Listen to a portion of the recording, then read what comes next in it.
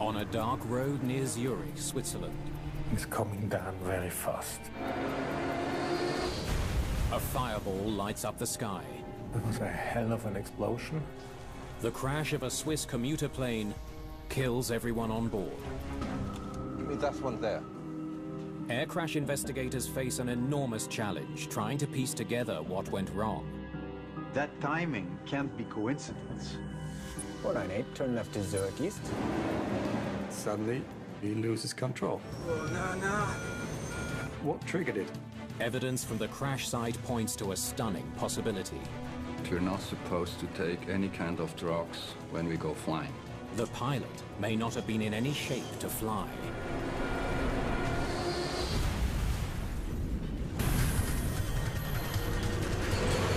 Mayday, Mayday.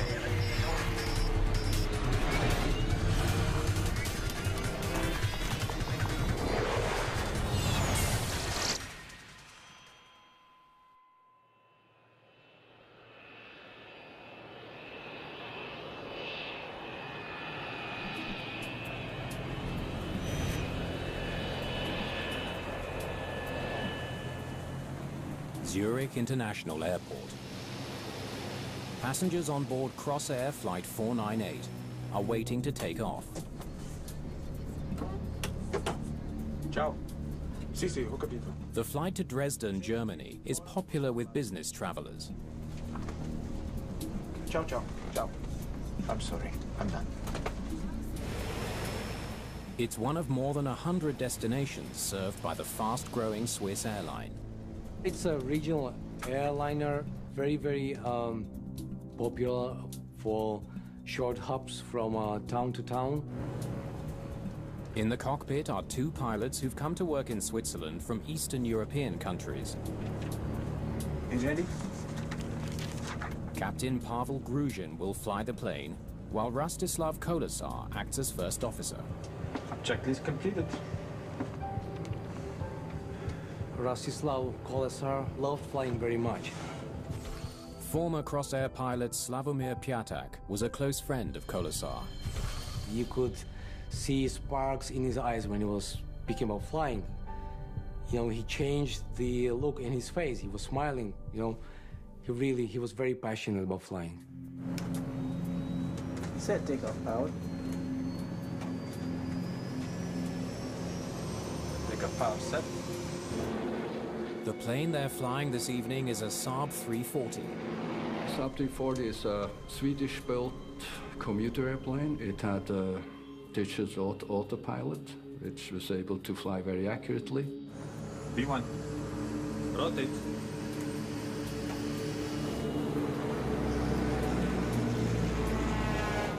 Gear up. Gear is up. The airplane was easy to handle and smooth under controls. The flight is scheduled to take about an hour. After, let's say, 2 or 3 minutes flight time, they should have been in the clear above the clouds to fly to their destination. At the last minute, the controller makes a slight change to their flight path. 498, turn left to Zurich East. Turning left to Zurich East, Crossair 498. The new route loops them south of the airport and over a navigation beacon before going on to Dresden. Long-range navigation setting is to Zurich East. Yeah. Check. The plane begins to turn. But something's going wrong. Turning left to Zurich East. We should left.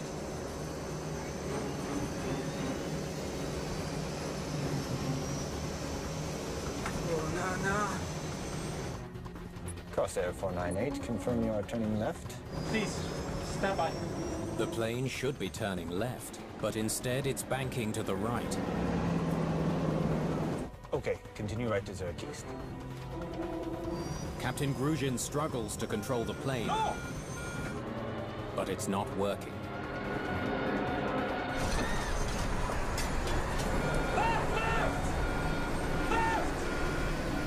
they're falling out of the sky.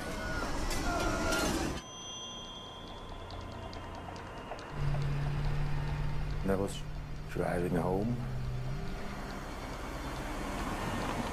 and then on the left-hand side, I've seen something. I was sure it's a plane. It's coming down very fast.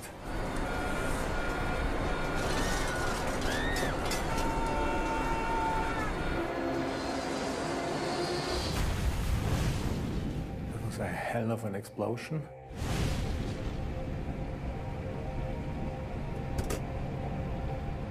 I've been about 50 meters away from this, and it was just one explosion and then always a new, smaller explosion. I couldn't go too close there. It was too hot. It's impossible even to attempt to rescue anyone. I couldn't see anything from the plane, just a little small things. And this time, I was quite sure there's no survivors, not at all. Flight 498 has slammed into the ground just 7 kilometers from the airport. All 10 passengers and crew are dead, including Pavel Gruzhin and Rastislav Kolesar. At that very night, we just knew that we lost a friend. The next morning, investigators are at the crash site. They see little that resembles an airplane. When I approached the scene, I saw a smoking hole. And I couldn't identify a larger piece of structure of an aircraft. Michael Flukiger is with the Swiss Accident Investigation Board. It's his job to find the clues that can explain what happened. Most of the plane is buried in a deep crater. The rest is broken into small pieces scattered across a field.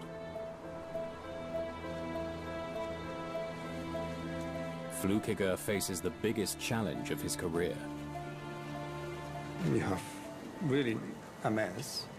And then you have also the emotional part. You don't know what you're going to touch next. It may be a piece of a human body, it may be a piece of the aircraft, or it was a hard chore.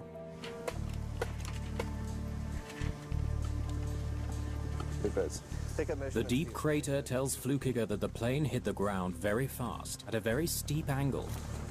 A photo takes this shot here. If you can't see a bigger structure of an aircraft and you see a crater, that leads you to the idea that this aircraft has to come quite steep into the ground. The pattern of debris also reveals the direction the plane was flying. Flight 498 was turning the wrong way at the time of the crash. Human factors expert Daniel Knecht joins the investigative team. A crash just after departure is very uncommon. So we were sure that it must have been something very unusual. Let's get someone over to the ATC, find out what departure they were flying. Investigators question air traffic controllers to learn more about the unusual flight path. If you have a radar plot and also some recordings of air traffic communication, then you have a first idea what happened. Why weren't they flying the standard departure? Oh, I was just trying to save them some time. Controllers tell investigators that they gave Flight 498 a shortcut on the night of the crash. 498, turn left to Zurich East.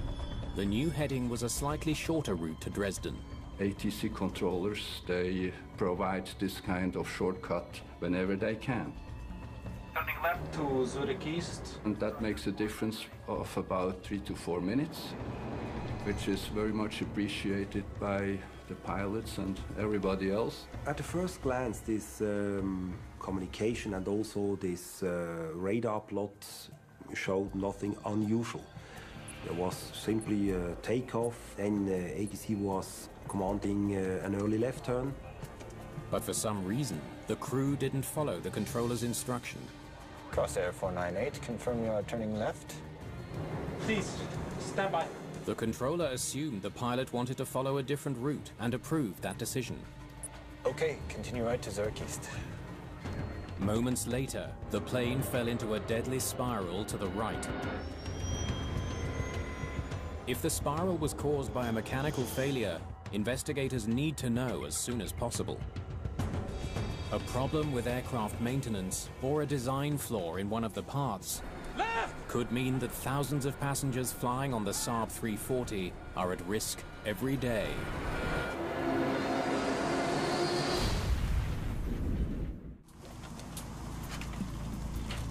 At the crash site of Crossair Flight 498, investigators search for evidence of a mechanical failure. Witnesses report seeing fire in the sky moments before the plane hit the ground. Show me how high the plane was when you saw the flames. We had the impression that there could have been an in-flight fire because there were some people who were describing an aircraft burning before impact. Any sign of the black boxes? The answers investigators need may lie in the plane's 2 flight recorders. Turning left to Zurich East. They capture vital information about what the pilots say and do in the cockpit. Crossair 498. But so far, there's no sign of them. We made a plan to go layer by layer and take the pieces, and one day the FDR and CBR may come up to light. APR off. Meanwhile, questions are raised about the 2 pilots' ability to communicate. Climbing level 110. English wasn't either pilot's first language. Perhaps they were off course because they didn't understand the controller's command. APR off. It's coming. One of the most important things in working together in the cockpit is communication. Long-range navigation setting is to Zurich East. Yeah. Fluency of a common language is of utmost importance.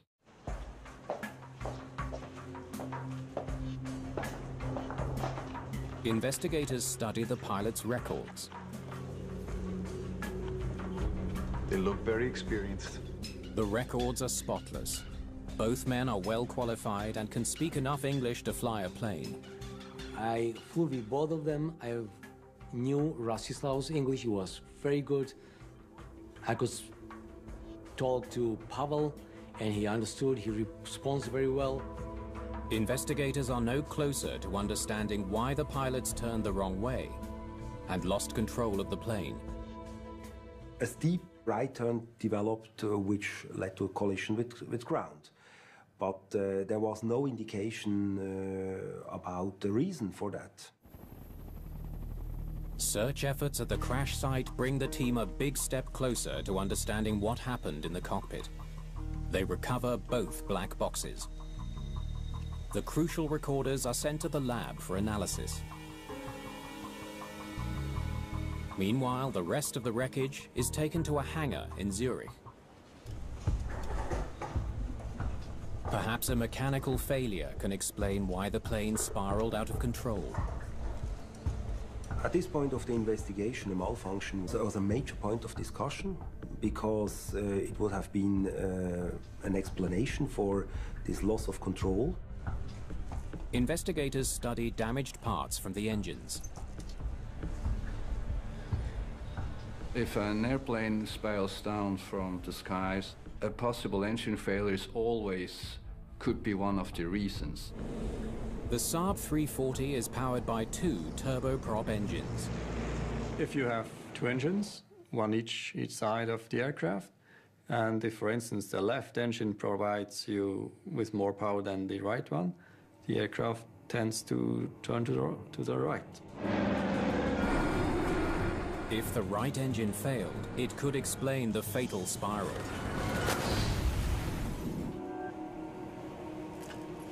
Spinning at high speed. But both engines show distinct damage that can mean only one thing. It was quite clear in just a short time after the accident that the engines were running, and they were running even on high speed. Engine failure did not bring down Flight 498. Investigators dig through the plane's maintenance records in search of a solid lead. I think I've got something. You see here, and again here. The airplane had a history of uncontrolled flap movement. In the last 18 months, crews lodged more than 20 complaints about the flaps on this very plane. It's a lot of complaints.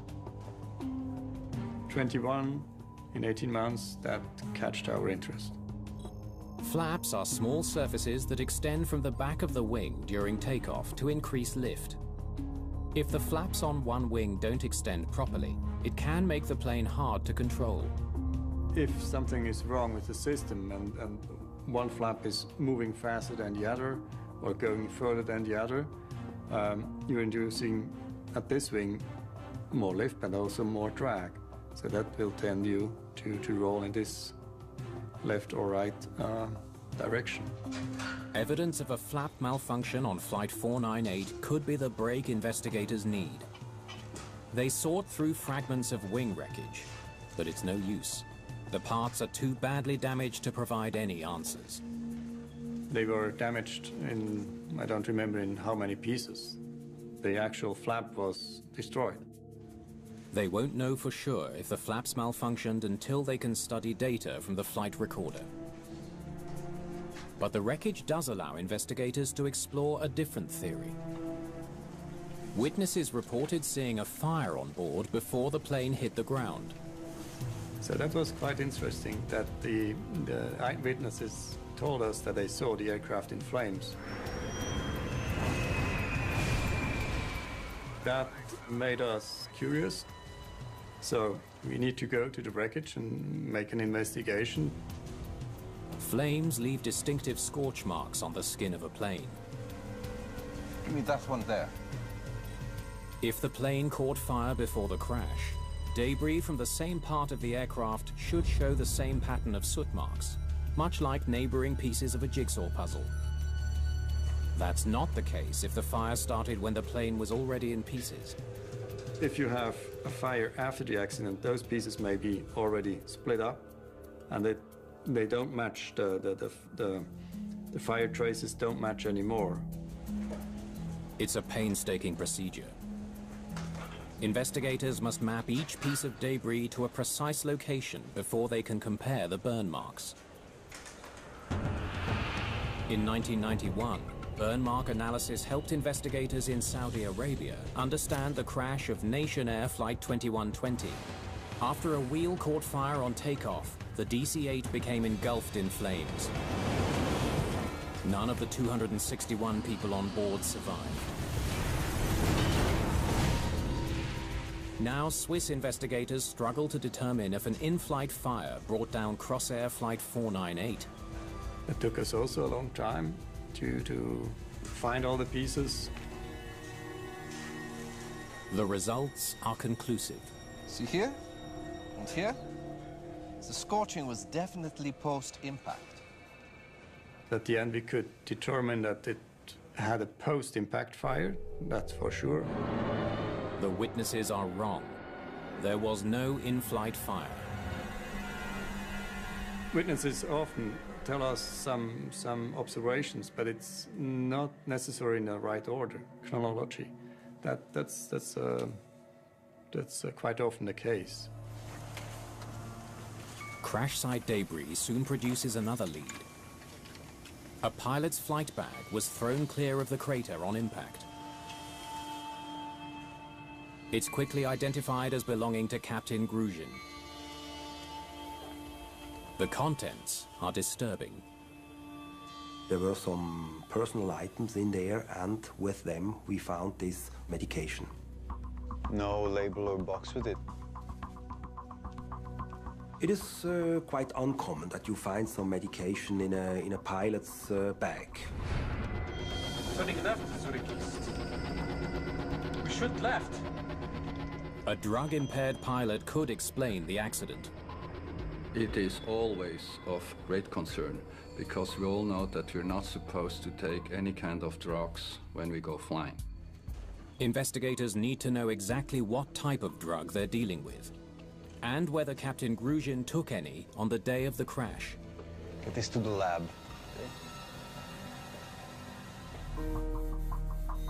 Tests reveal that the medication is phenazepam, a powerful sedative similar to Valium that's used to treat anxiety disorders.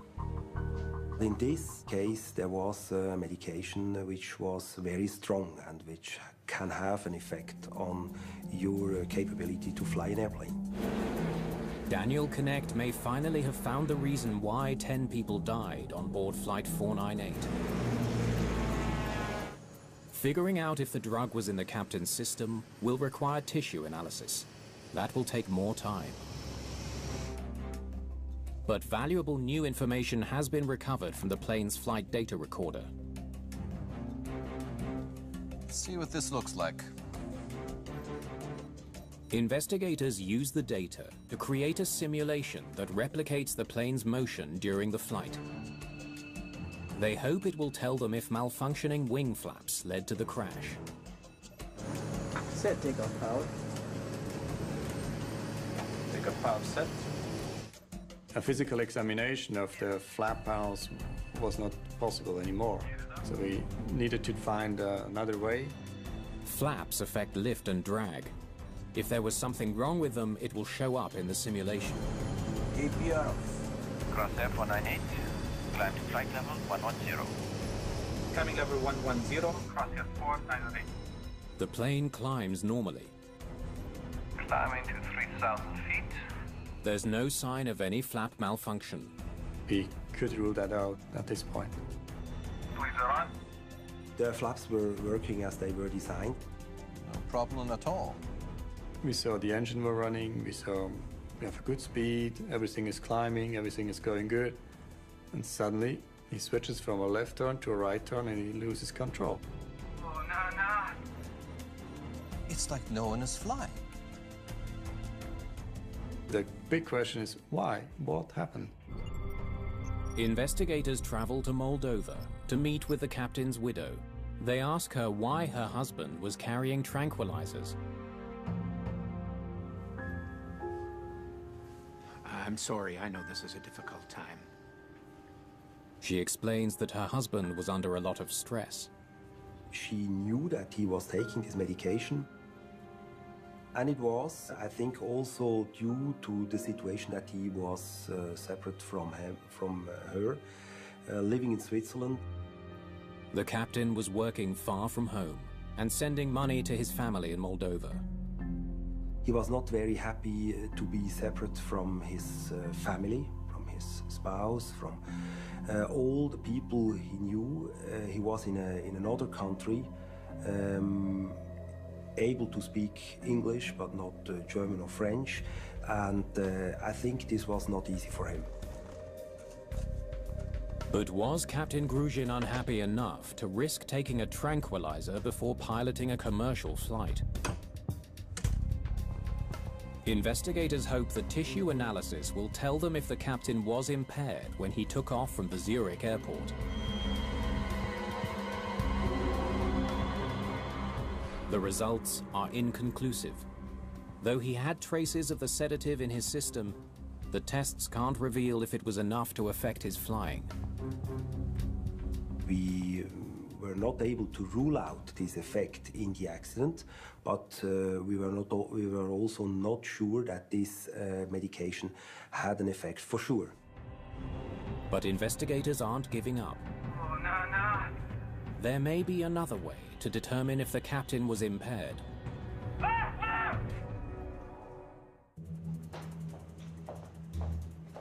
A friend of Captain Gruzin is brought in to help with the investigation. So, just have a listen and see how he sounds to you. He's asked to listen to conversations captured on the cockpit voice recorder. You ready? Checklist completed. Set takeoff power. He listens for any hint about how the captain was feeling, any sign that he was impaired when the plane took off. Takeoff power set. The tone or the pronunciation, all those things are very important. For example, if you have people who are under medication, if pronunciation is not so clear, this could be a clue. APR off. How about that? Keep listening. Be sure. Mayday on. Police are on. But the captain's friend hears nothing out of the ordinary. Gruzhin's voice sounds completely normal. There's no sign at all that he's impaired by drugs. The behavior, all the discussion was very calm. Okay, one more time. Investigators are running out of leads. Checklist completed. The cockpit recording seems to offer little, until... Set takeoff power. Hold Takeoff on. power set. Play it back. they hear an odd sound. Set takeoff power. Takeoff power set. Sounds like cell phone interference. We had some indication on the CVR that there was a cell phone working in the airplane. In the year 2000, there's a potential new threat to aviation safety. More and more people are carrying mobile phones, and their effect on planes is unknown. When a mobile phone is in use, it transmits a signal to the mobile phone tower and can create interference. The signal has been captured as a buzz on the cockpit voice recorder. Takeoff power set. Investigators wonder if interference could also have affected the plane's instruments. There are malfunctions where you don't have any indication about the malfunction. The instrument is showing a normal indication. This kind of malfunction is very difficult to detect. Crosshair 498. Climb to flight level 110. Climbing level 110, crosshair 4908. Commercial pilots rely almost entirely on their instruments to tell them their plane's position in the sky. The main instrument to follow is artificial horizon, an instrument that gives you the idea of climb or descent, and also the indication of bank, left or right bank. If mobile phone interference affected the artificial horizon, it might explain why the pilots didn't know they were turning the wrong way. Oh, no. Investigators learned that a Slovenian airliner was forced to make an emergency landing after mobile phone signals caused the plane's electronics to malfunction, triggering a false alarm about an onboard fire. It can influence the aircraft systems, more or less send you messages that are not true. There's no question there were mobile phones on board. Crossair pilots even carry one in the cockpit to communicate with the ground crew. Investigators set up a series of tests in an identical plane. Okay, we're all set here. So, go to the back and trigger a signal. They look for any sign that a mobile phone signal can affect vital flight instruments. With this test equipment, you can emulate a cellular phone.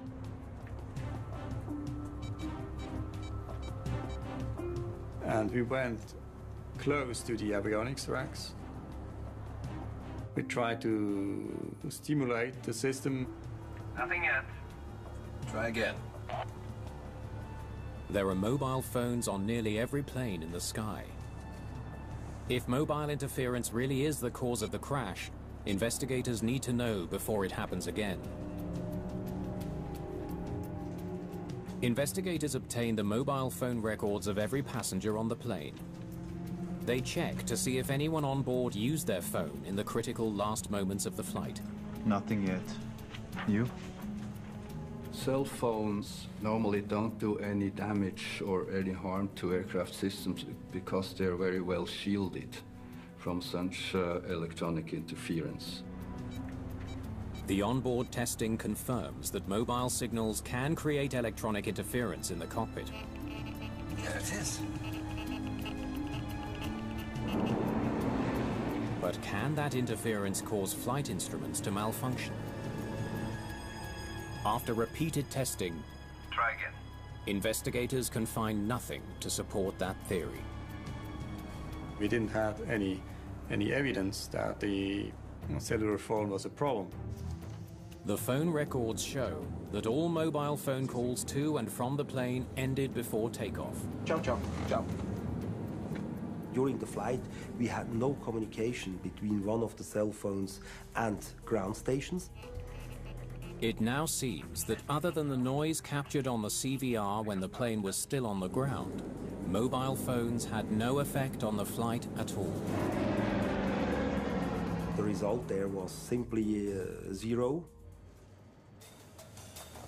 None of the theories are panning out.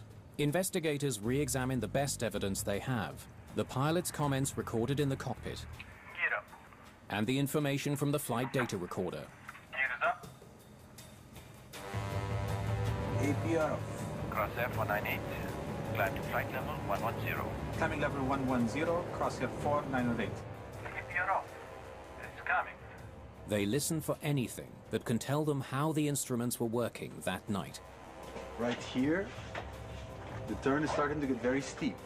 Turning left to Zurich East. We should left. Oh, no. A sudden reaction from the captain provides a clue. That timing can't be coincidence. Investigators know that the captain's flight display changes in appearance the moment a turn gets too steep. The system is designed that if you go into an abnormal bank or pitch angle, he removes unnecessary information to make the recovery easier for the pilot. This was just at the moment when the captain was commenting this "oh nana." The timing of the captain's remark convinces investigators that his instruments were working, but that he didn't understand what the gauges were telling him. People who are confused are not detecting this confusion at the moment. I think the problem was that he was not aware what was going on. The search for an answer takes investigators to Russia, where Captain Gruzhin learned to fly. Thank you for seeing us. They meet with Russian aviation experts. Crossair recruits many pilots from the former Soviet Union. If Russian training is faulty, lives could be at risk. Crossair was expanding dramatically with no resource of own pilots from Switzerland or neighboring countries, so it was very easy for pilots to transfer to Crossair airplanes. They study the pilots' histories before they move to Crossair. Captain Gruzhin was 41 years old. He had over 8,000 hours total flying time and almost 1,900 hours on the Saab 340. The 35-year-old first officer, Rostislav Kolesar, had more than 1,100 hours in the plane. He was a very capable pilot and well organized. Both pilots were highly qualified. There seems to be no reason to suspect pilot error, until the Russian investigators suggest a stunning theory that could change everything.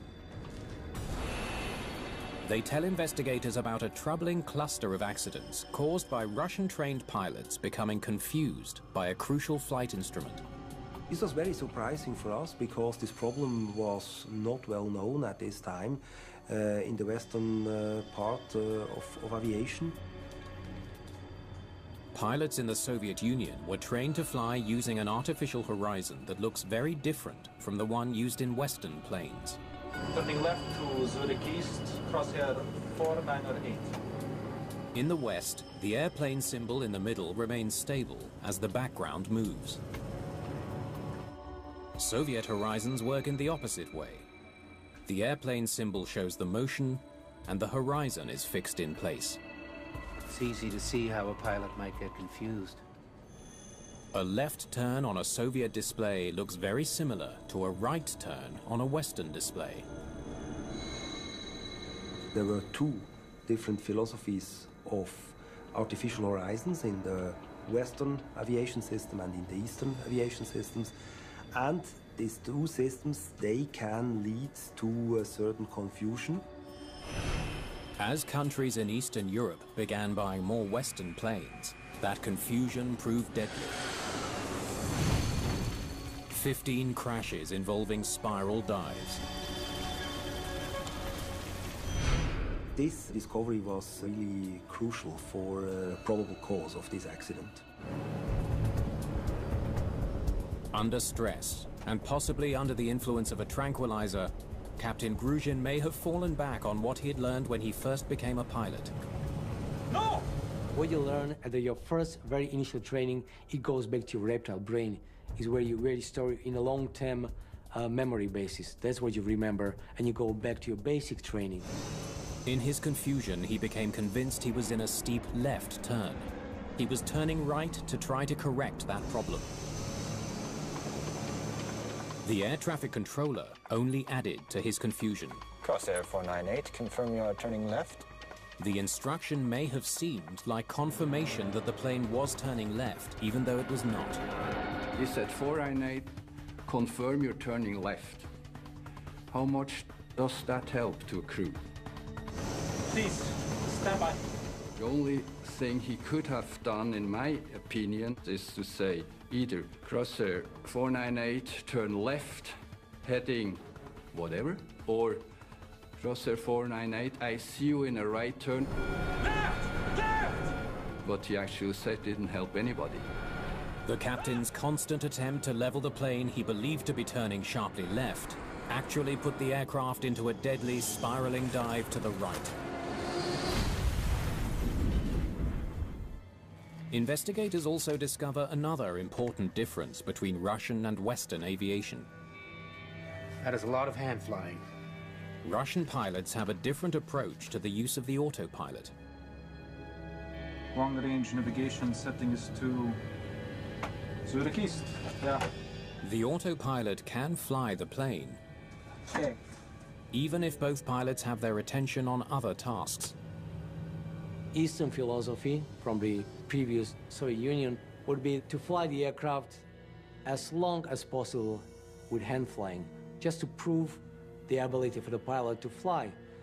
And that's really different from the Western philosophy. The captain of Crosshair 498 was flying by hand. The autopilot was not engaged. If the captain had engaged the autopilot after takeoff, the accident would not have happened. We would never have talked about this flight because the airplane would have simply flown to Zurich East and reached Dresden about 1 hour later. But there's another troubling question. There were 2 pilots on board that day, even if the captain was confused by his instrument. Why didn't the first officer notice the problem and take steps to save the plane?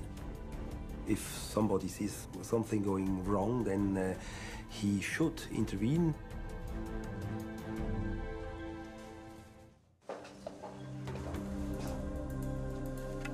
Pass me the specs for the Crosshair fleet, would you, please? Investigators wonder what could have prevented First Officer Kolasar from noticing his captain's mistake. Climbing level 110, crosshair 498. It was the first officer's job to monitor the instruments. APR off. It's coming. But he had an extra challenge during Flight 498. 498, turn left to Zurich East. Turning left to Zurich East. Crosshair 498.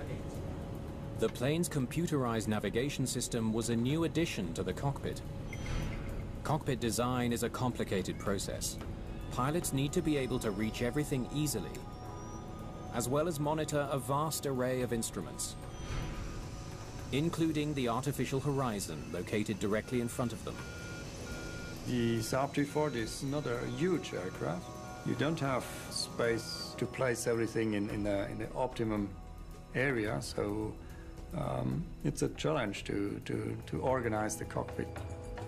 Investigators wonder if an awkward cockpit design made it difficult for the first officer to see what was going on. To find out, they conduct an unusual experiment. Okay, let's begin. They reconstruct the flight. Rotate. To see exactly where the first officer was looking when things started to go wrong. Gear up. Looking at the gear handle. Gear is up. APR off. Crosshair 498. Climb to flight level 110. Climbing level 110. Crosshair 498. After takeoff procedure for Sub 340 requires from a pilot which is not flying to do most of his job either head down or head up.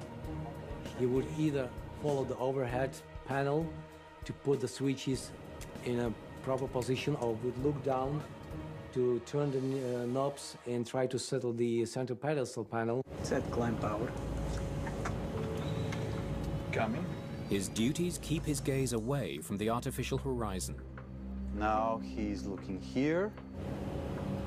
Now I can look up. By the time the first officer could see what was happening, the plane was already in a steep right bank. Turning Left to Zurich East.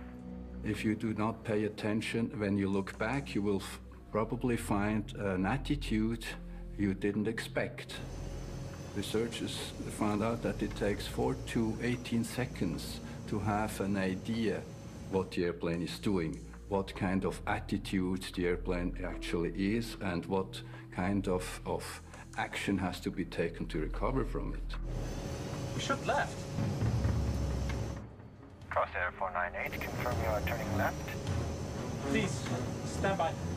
It was clearly detectable that the stress was increasing. No! The first officer's stress shows he knew there was a serious problem. Left! The captain thought his plane was turning left. He didn't understand what his first officer was trying to tell him. Their English was basically aviation English, and it is hard to communicate fluently and to communicate concerns well enough.